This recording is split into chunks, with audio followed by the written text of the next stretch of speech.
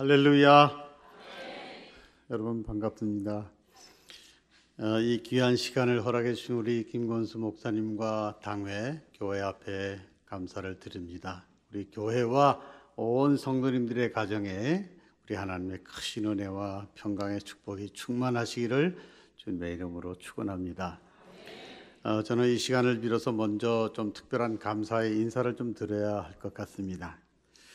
54년 전 1970년부터 제가 고등학교 1학년 당시부터 우리 동신교회를 다니기 시작해서 성장을 했고 은혜 가운데 목사가 되었고 또 목회를 하고 은퇴를 했습니다.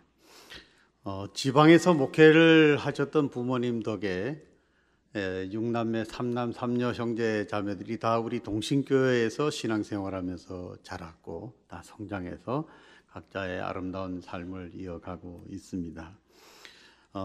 목사가 된 이후에 하나님의 은혜 가운데 오해가 없으시길 바랍니다. 이건 절대로 자랑이 아닙니다.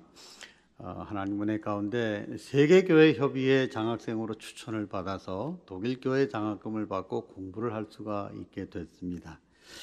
은혜 가운데 공부를 잘 마치고 와서 신학교 교수 생활, 또 담임 목회 생활, 그리고 우리 교단 총회의 사회봉사부 총무로 8년간 공교회의 사회적 책임을 감당하는 최일선에서 책임을 잘 마쳤고, 에큐메니칼 운동의 중심이 되는 한국기독교교회협의회와 관계된 연합봉사기관인 한국기독교사회봉사회 사무총장을 마무리로 목회를 잘 마치고 은퇴를 했습니다.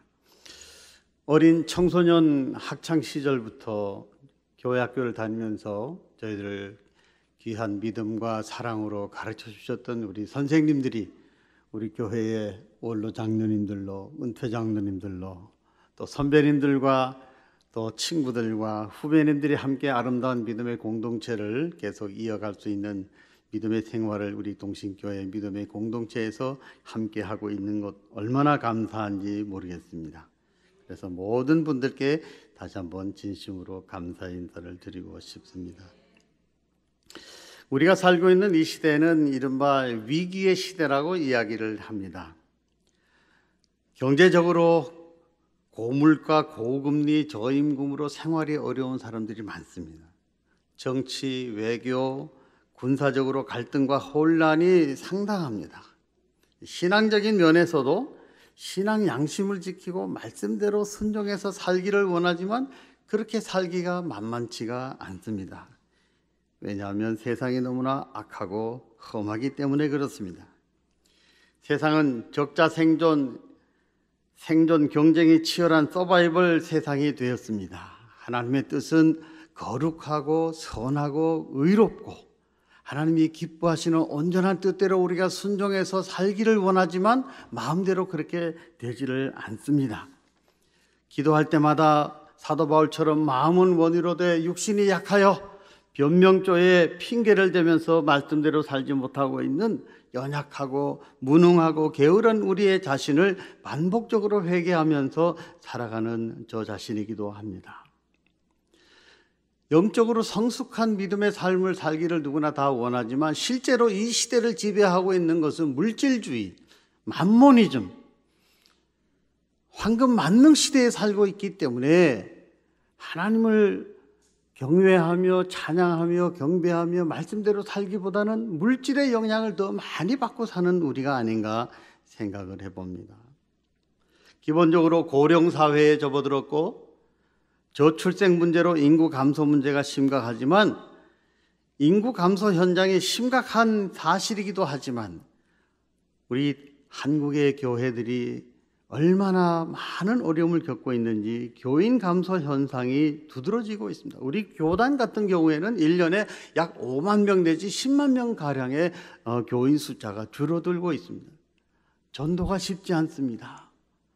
교회 학교가 위기입니다.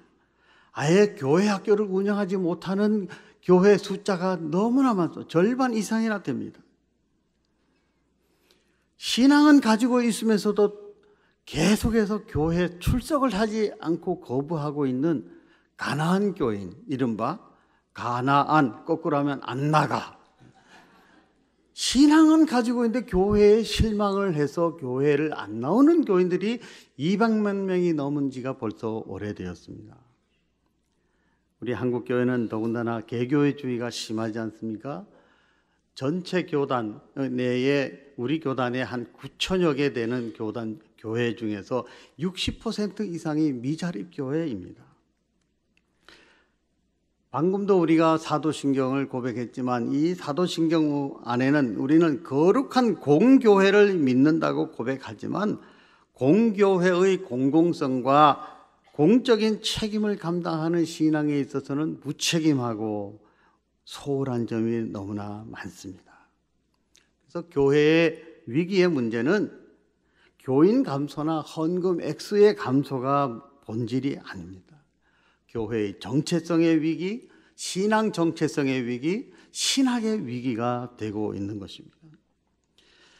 한국의 많은 교회들이 기복주의적인 신앙을 강조하고 교회 성장 중심의 목회를 하고 복음주의 신학에 의해서 예수 믿고 복받고 천국 가자라고 하는 것을 신앙의 중심으로 삼고 있기 때문에 사회 발전을 위해서 사회적 책임과 사회적 참여와 사회 봉사를 강조하지 않고 소홀하게 다루기 때문에 교회의 본질적인 사명에 충실하지 못하고 있다는 반성이 절실한 시대가 되었습니다. 좋은 교회란 교회의 본질적 모든 사명에 충실한 교회라고 말할 수 있습니다. 좋은 신앙을 가진 사람은 교회의 본질적인 신앙에 충실한 믿음의 삶을 살아가는 사람이라고 말할 수 있습니다. 요즘 어려운 단어를 이렇게 많이들 이야기합니다. 아드폰테스라고 하는 라틴어가 있습니다. 아드폰테스. 인터넷을 뒤져보면 아드폰테스 영어학원, 아드폰테스 수학학원, 이 학원의 이름까지도 그러는데 이 말의 뜻은 근원으로 돌아가지 않아요. 본질을 추구해 나가는 종교개혁 시대의 구호였습니다. 성경으로 돌아가자 하는 이런 구호가 이 아드폰테스와 연관해서 생겨났습니다. 복음의 근원적인 본질적인 의미와 능력을 회복하고 개인적인 신앙생활이나 교회적 목회가 이러한 본질에 합당한 목회가 되면 좋겠다라고 하는 의지가 오늘날 한국교회의 새로운 개혁과 갱신의 방향이 되어야 한다는 것입니다. 이 본질의 문제를 다 말씀드리지 못하지만 아주 간단하게 축약을 하면 교회의 본질적 사명은 5가지: 예배, 교육, 친교, 봉사, 선교, 이 5가지라고 얘기할 수 있습니다. 대한예수교 장로회 통합측 우리 교단 총회의 신학 정체성은 복음을 통한 영혼 구원과 에큐메니칼 신학에 의거해서 하나님의 선교, 미시오 데이라고 하는 하나님의 선교의 개념에 의해서 사회 선교를 함께 지향해 나가는 그런 선교관이 중심이 되고 있습니다. 이 사회적 선교 개념을 선교적 교회론으로도 이야기하는데 사회적 책임과 사회 참여와 사회 봉사를 통한 사회 구원도 얼마나 중요한 것인지를 강조하고 있습니다. 그래서 하나님의 공의로운 사회 정의가 이루어지고 참된 사회 평화가 이루어지고 그래서 모든 갈등의 구조가 화해가 되고 평화로워지면서 하나님의 참된 평화가 이루어질 수 있기를 우리는 간구해야 되는 것입니다. 하나님의 창조 질서의 보존을 위해서 생태계가 보호하고 지켜지는 그런 기독교 환경운동도 우리들이 얼마나 중요한 과제인가를 깨닫게 되는 것입니다. 도움이 필요한 다양한 사회적 약자들의 삶을 돌보아주고 인간답게 살아갈 수 있도록 섬겨주는 사회봉사가, 디아코니아가 바로 교회의 본질적인 사명이라고 할 수 있습니다. 제가 총회 사회봉사부 총무로 섬기면서 사역했던 모든 일들이 바로 이런 분야의 일이었습니다. 이미 지나버린 지난 19세기는 선진국의 기독교 국가들이 세계 선교를 위해서 크게 힘썼던 세기였습니다. 선교의 세기였다, 19세기는. 그런데 20세기에 들어와서 1910년 영국에서 세계 선교대회를 치르고 난 다음에 얼마 안 가서 1차 세계대전이 일어났습니다. 또 이어서 2차 세계대전이 일어났습니다. 엄청난 파괴와 인명살상이 일어난 것을 우리는 통계와 기록과 영상을 통해서 알 수 있습니다. 2차 세계대전, 1, 2차 세계대전의 전범 국가는 전통적인 기독교 국가였던 독일이었습니다. 이 독일과 연합국으로 함께 전쟁에 참여했던 미국, 영국, 프랑스, 러시아도 전통적인 기독교 국가였습니다. 기독교가 성행했던 이 국가들이 어떻게 이 사회적인 문제, 가장 심각한 인명을 살상하고 대량 살상 무기를 개발하고 핵무기를 만들고 전쟁을 하는 일에 아무런 역할을 하지 못했나? 왜 사회적 책임을 감당하지 못했나 하는 이런 반성을 하게 되었습니다. 그래서 전쟁이 끝난 이후 1948년에는 WCC라고 하는 세계교회 협의회가 창립이 되면서 총회를 했는데 첫 번째 주제가 바로 기독교의 사회적 책임이었습니다. 이후로 WCC 총회가 7년 내지 8년에 한 번씩 있게 되는데 그때마다 세계교회는 함께 세계교회가 힘써야 될 선교적인 과제가 뭐냐 하는 것을 주제로 내세우는데 주로 사회적 책임을 감당하는 주제였습니다.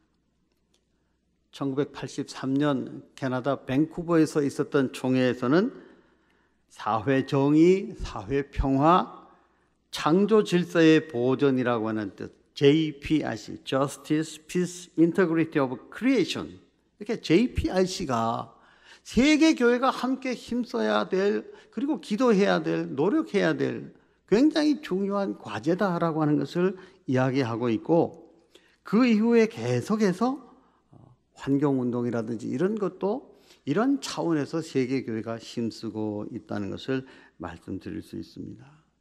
우리 교단에서는 지난 2002년부터 2012년까지를 생명살리기 운동이라고 하는 장기 비전을 가졌고, 또 2012년부터 2022년까지는 치유와 화해와 치유의 생명 공동체, 치화생이라고 하는 그런 말로 요약이 됐는데, 목회 패러다임을 좀 공교회적인 공공성과 책임을 감당하는 그런 목회로 좀 바꿔보자 하는 그런 비전을 가졌었습니다.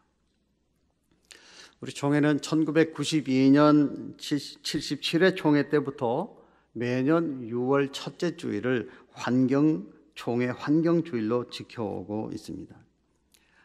섬겼던 사회봉사부가 전국교회 목회자들에게 환경의식을 고취시키고 전 교인들이 환경운동에 참여할 수 있도록 하기 위한 목회 자료를 많이 만들어서 이렇게 전달을 해왔습니다. 오늘날은 환경 문제를 생태정의라고 하는 말로 대체해서 사용하고 있는데, 우리 모든 그리스도인들이 지금도 살아가고 있는 이 지구와 온 우주를 후손들에게 물려줘야 하는데, 지구 환경, 우주에 이르기까지 책임이 있다는 각성을 요구하고 있는 것입니다. 금년도 총회 환경주일 목회 자료집에는 주제가 행함과 진실함으로 녹색의 희망을, 이런 주제를 내걸었습니다. 주제 성구로는 요한 1서 3장 18절에 자녀들아 우리가 말과 혀로만 사랑하지 말고 행함과 진실함으로 하자.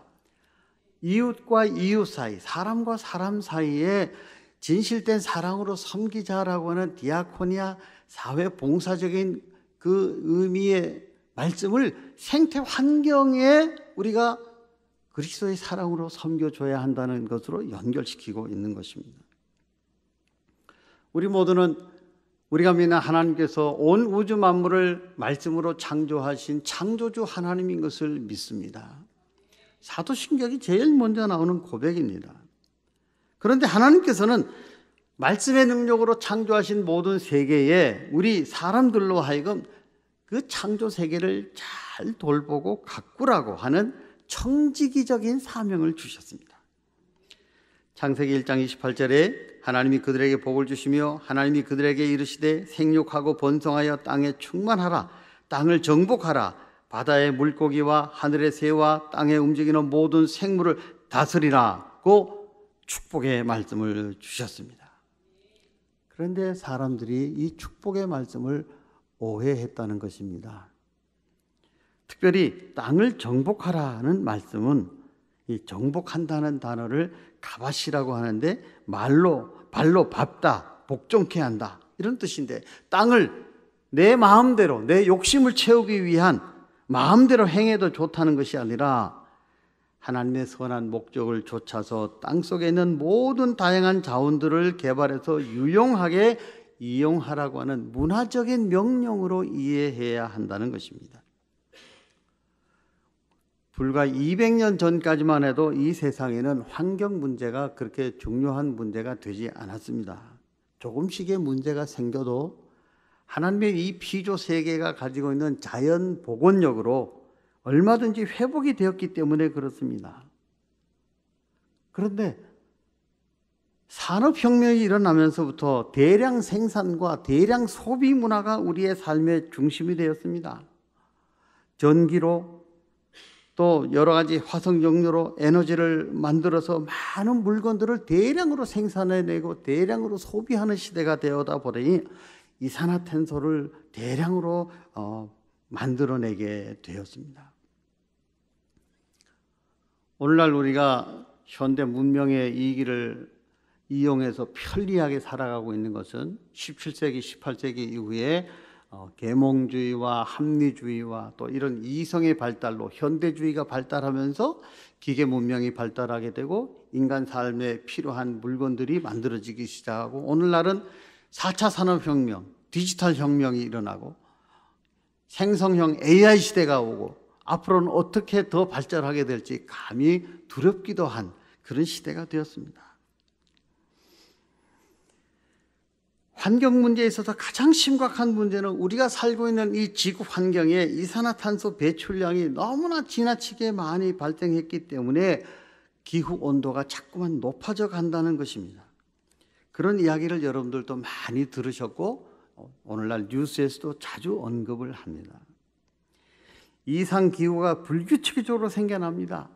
어떤 나라에는 여름에도 우박과 눈이 오게 되고, 또 우기가 아닌데도 장마와 홍수가 나서 수재가 나기도 하고, 추운 겨울에 따뜻한 날씨가 계속되기도 하는 그런 엘니뇨 현상, 라니뇨 현상 같은 이런 이상기온의 현상이 생겨납니다.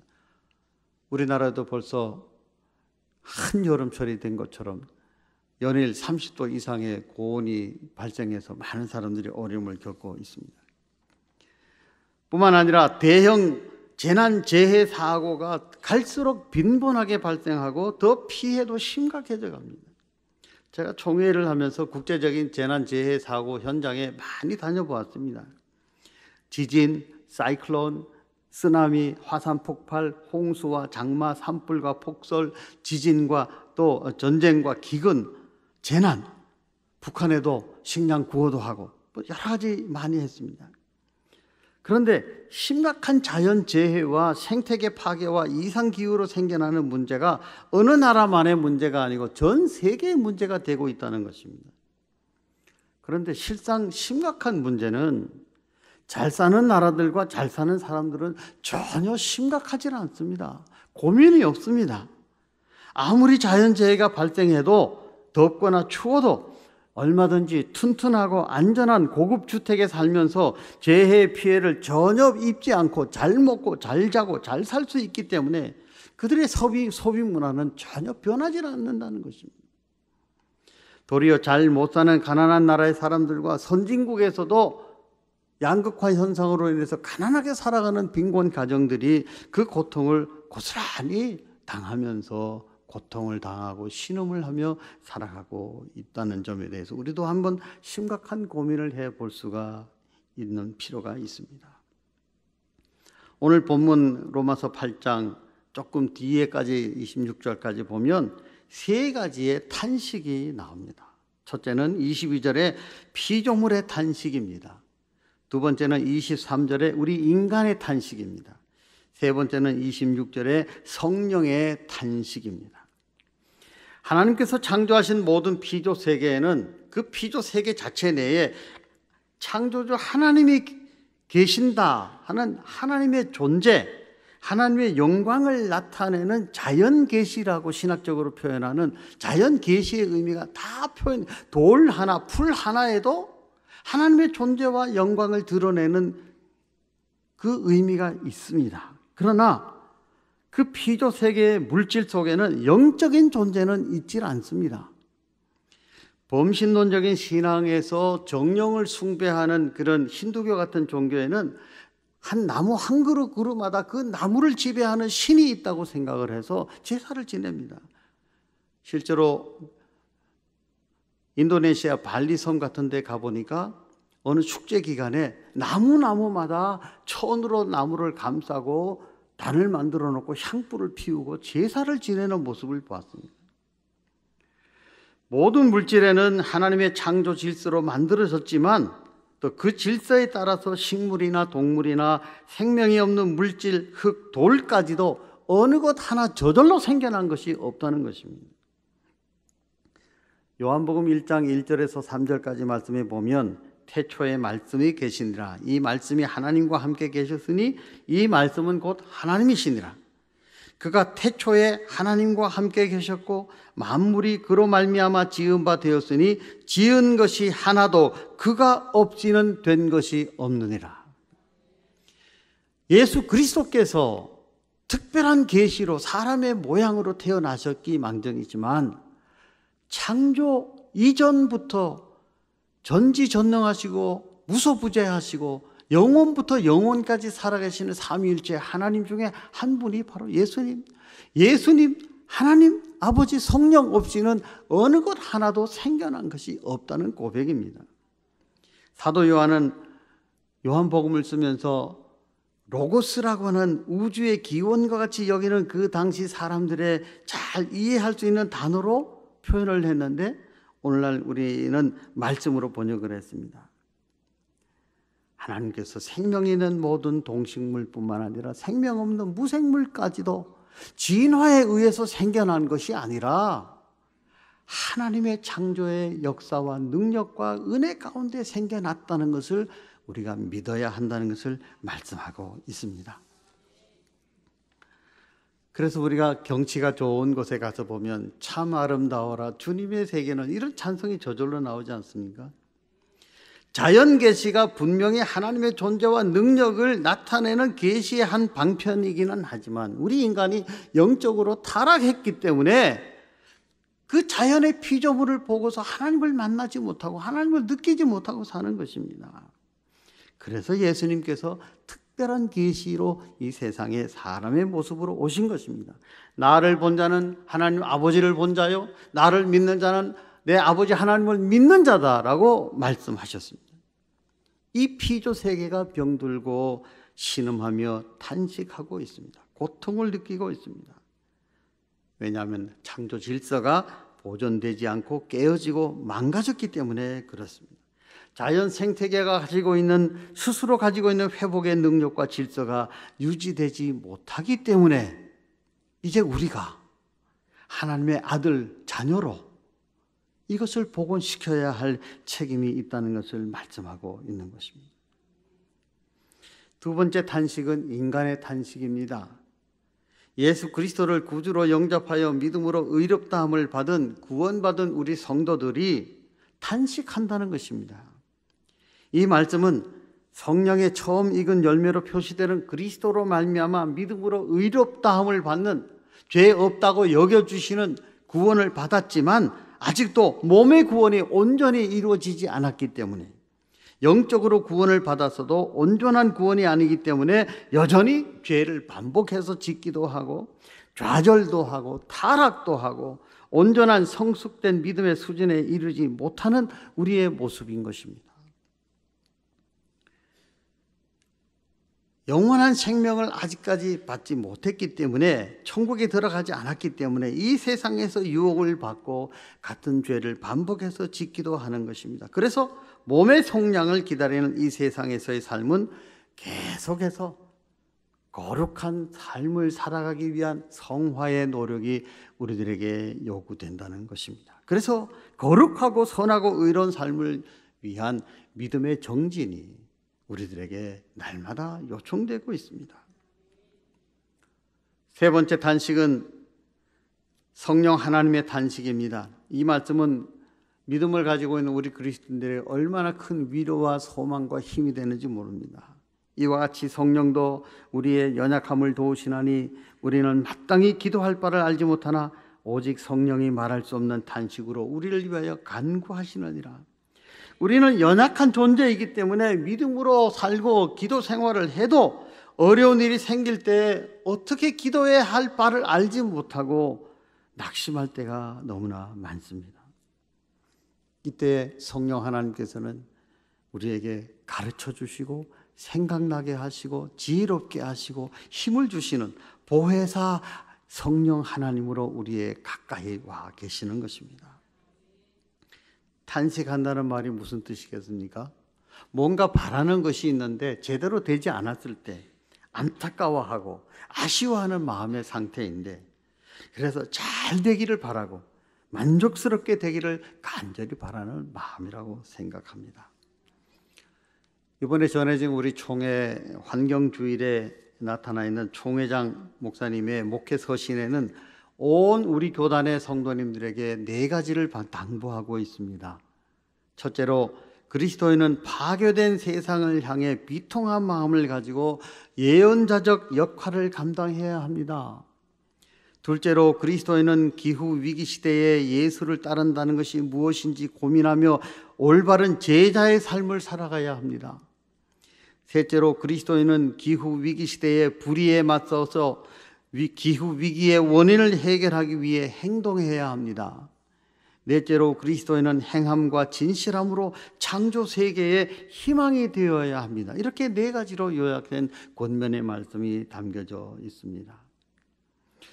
제가 10년 동안 유학 생활을 하면서 제 전공 분야의 공부를 하는 것 외에 가장 큰 소득이 있다면 바로 이 환경의식이고 환경운동이었다고 생각할 수 있습니다.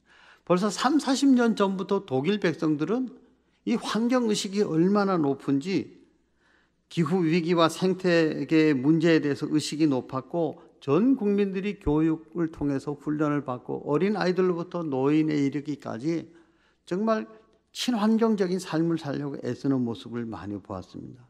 외국인 유학생들에게도 외국어 시험에 대비하는 문제에도 환경 문제를 많이 넣어서 외국인들도 그런 환경의식을 갖게 해주었습니다. 쓰레기 분리수거와 에너지 절약하기 위한 노력, 또 에너지 절약과 대체 에너지를 가장 많이 쓰는 그런 나라가 독일이 된 것은 하루아침에 이루어진 것이 아닌 것 같습니다.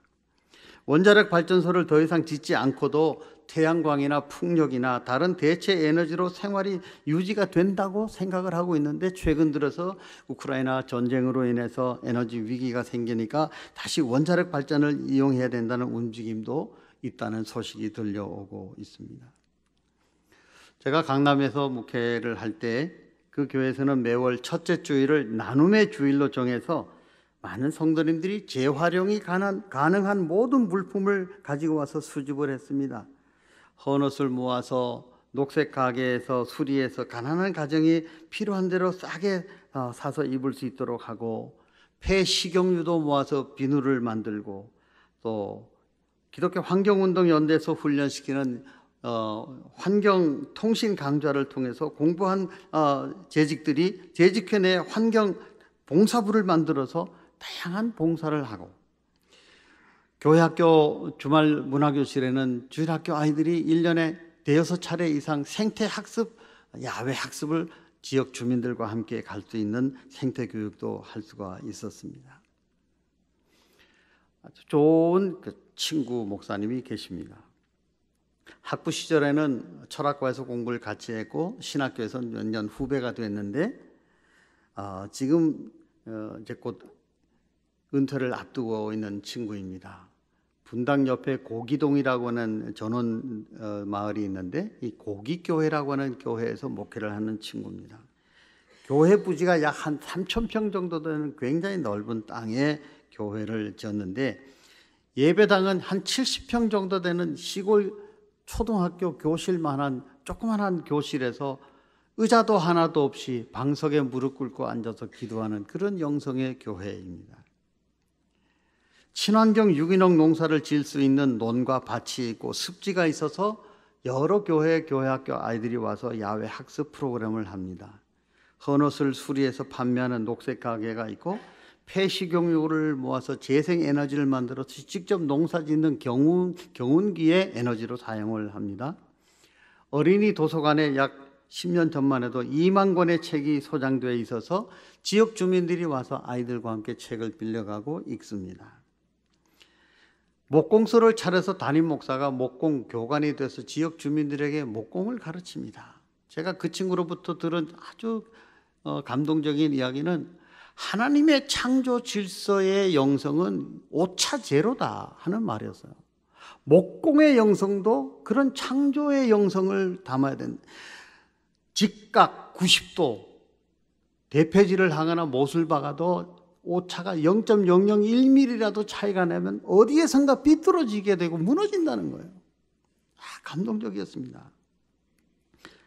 이분이 세월호 유가족 아빠들에게 4.16 공방을 만들어주고 목공 교관을 하고, 그 아빠들이, 상처받은 아빠들이 목공을 배워서 국가 자격 시험을 통해서 다 목공의 자격증을 얻게 되고, 이분들이 사회적 협동조합을 만들어서 목공을 통해서 물건을 생산해내고 사회적 경제 개념에 어려운 그 세월호 유가족들의 삶을 뒷받침하는 이런 일도 이루어지고 있었습니다.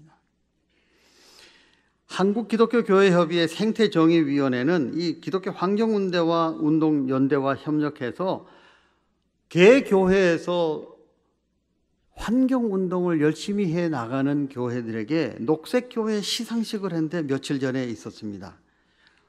온 성도들에게 환경교육을 시키고 일회용 컵 사용도 자제하고 교회 마당에 담을 허물고 나무를 심어서 녹색지대를 만들고, 또 교회의 건물 옥상에 녹색지대를 만들어서 지역 주민들의 휴식 공간을 만들어 주기도 하고, 태양광 협동조합을 만들어서 재생에너지를 만들어 쓰기도 하는 그런 교회들이 점점점 늘어가고 있습니다.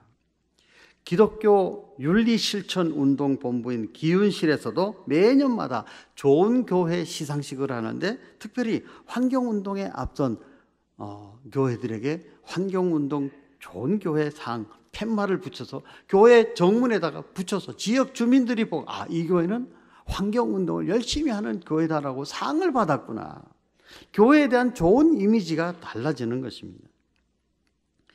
기독교 환경운동연대에서는 벌써 10수년 전부터 우리나라의 봄철일만 되면 황사현상이 많이 생기는데, 그 원인이 중국의 고비 사막이나 몽골의 사막에서 모래바람이 불어오기 때문에 그런데, 많은 사람들의 후원과 모금을 통해서 몽골의 사막지대에서 잘 자랄 수 있는 수종을 개발해가지고 나무를 묘목을 심어서 키워서 모래바람을 막을 수 있는 나무 숲을 만들어주는 은총의 숲 프로젝트를 해왔습니다. 요 근래에 그 사진을 보니까 조그마한 묘목을 심었는데 아름드리 큰 나무 숲을 이룬 것을 볼 수가 있었습니다. 환경 문제, 생태 정의와 연관해서 우리 소비자 입장에서는 가장 중요한 과제가 에너지를 절약하고 탄소 배출을 최대한 줄이는 생활 습관인데, 그 간단한 요령과 방법을 알면서도 대체로 우리들은 무시하거나 무관심하는 일들이 많습니다. 독일 사람들이 웬만한 개인 주택에서는 빗물을 받아서 화장실에 변기를 사용하는 물은 그 빗물로 사용하는 중수를 시설을 해서 그렇게 하는 모습을 봤습니다. 또 조그만한 프로펠러 하나 만들어 놓고 태양광이나 또 대체 풍력을 이용해서 대체 에너지도 집집마다 하는 모습을 봤습니다. 독일 교회는 개교회가 소속된 개교회가 1년 동안 탄소 배출을 얼마나 줄였는가를 통계를 냅니다. 전체 교회가 1년 동안 독일 개신교회가 이러이러한 노력을 통해서 이산화탄소 배출을 이만큼 줄였다, 목표량도 정했는데 몇 % 달성했다, 이런 통계를 내는 나라가 되었습니다. 이번에 전해진 우리 총회 환경주일 매뉴얼에도 좀 전에 소개했던 고깃교회가 다양한 매뉴얼들을 구체적으로 소개했다. 무엇을 어떻게 해서 얼마만큼의 탄소를 줄이고 목표량을 얼마를 세우고 이렇게 하겠다는 그런 내용이 모델로 소개되고 있습니다. 우리 교단의 충청도에 있는 모 교회가 꽤 큰 지역의 교회인데 담임 목사님의 의회와 당회와 재직회의 협조를 얻어서 개교회 차원에서 아주 대량 태양광 발전소를 설치해서 엄청난 수익금이 발생하고 있는데, 이 수익금을 그 지역에 안 믿는 가정까지 장학금을 주고 있는 좋은 모델이 되었습니다. 뉴스를 통해서 아시겠지만 최근에 세계 경제는 재생에너지를 얼마나 많이 확보하고 물건을 생산하느냐, 그 과정 속에 몇 퍼센트를 재생에너지를 쓰느냐에 따라서 수입의 우선적인 대상이 되느냐 후순위로 밀리느냐 하는 문제가 심각한 경제 문제가 되었습니다. 이른바 RE100이라고 하는 것, Renewable Energy 100%. 물건을 생산하는 기업이 사용하는 전력은 전부 다 재생에너지로 쓰자고 하는 것이 세계적인 추세인데, OECD 가입 국가에서 우리나라는 가장 후순위에 밀려 있고, 앞으로의 목표량을 제시한 것도 최근 지난 주간에 뉴스에 나왔습니다. 너무나 형편없는 수준에 이르고 있는 안타까움이 있어서 전 세계가 미래의 한국의 경제를 염려하고 있다는 것입니다.